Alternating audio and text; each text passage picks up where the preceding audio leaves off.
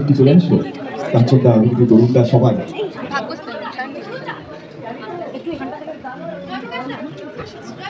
Jayaprakash da please.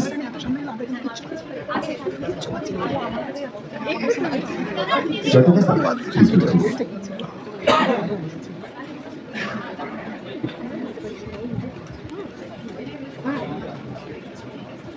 Thank you তরুণদা। একটা জায়গায় বিরতি নিয়ে ফেলেছিলাম ছোট করে। আবার উপস্থিত সবাইকে অভিনন্দন, শ্রদ্ধা এবং ভালোবাসা। আজকে আমার শিল্পী জীবনের মানে উইন্ডোজ আমাকে যেভাবে জানলা খুলে দিয়েছে, সেটা আমার একটা বিশাল ভাগ্যের ব্যাপার।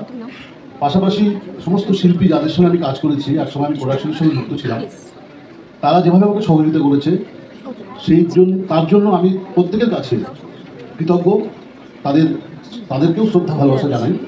আর বিশেষ করে আমি ছোটোবেলা থেকে যে সিনেমায় সাবিত্রী চট্টোপাধ্যায়কে দেখতাম, উনি অভিনয় করছেন, শ্রীমতী রাখি গুলজার, ওরে বাবা, মানে এইভাবে তাদের সঙ্গে কাজ করতে পেরে নিজেকে ধন্য মনে করছি।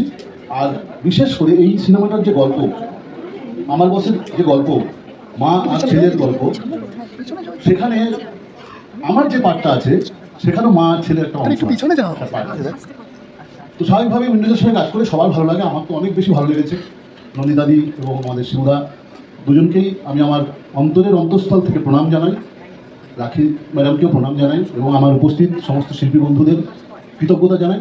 আমার বস দেখবেন পরশুদিন রিলিজ করছে, নিশ্চয়ই ভালো লাগবে। এবং অবশ্য করেই আমার বসের মা, যাদের মা আছেন আর কি, মা নিয়ে অনেক কথা হচ্ছিল, মাকে দেখাবেন। আমি তো আমার মাকে নিয়ে যাবোই। ধন্যবাদ। শুভ সন্ধ্যা এবং সবাইকে আমার প্রণাম।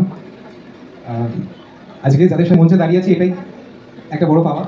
এবং সামনে যারা বসে আছেন, এটা নিয়ে আলাদা করে মানে বলার মতন ভাষা আমার জানা নেই এখনো।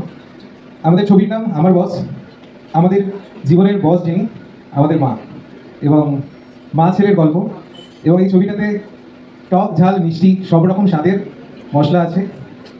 সানরাইজে যেরকম সব রকমের মশলা থাকে, সেরকম ছবিটা দেখবেন এবং সবাইকে দেখতে বলবেন। আর একটাই কথা, যেটা এই গোটা ছবিটাতে বিশেষ করে যেগুলো এখন পর্যন্ত যে গান এবং ট্রেলার আমরা পেয়েছি দেখতে, তার মধ্যে আমার সব থেকে পছন্দের যে জায়গাটা, মেরে পাস মা হ্যাঁ। Thank you. সবাই দেখবেন, ভালো থাকবেন, সুস্থ থাকবেন। নমস্কার, শুভ সন্ধ্যা সবাইকে। দেখুন, আমি আজকে 7 তারিখ দাঁড়িয়ে কি বলবো বলুন। অনেকটা মাধ্যমিকের রেজাল্ট বেরোনোর মতো। 9 তারিখে আমাদের রেজাল্ট বেরোবে। পড়াশোনা হয়ে গেছে, পরীক্ষা দেওয়া হয়ে গেছে।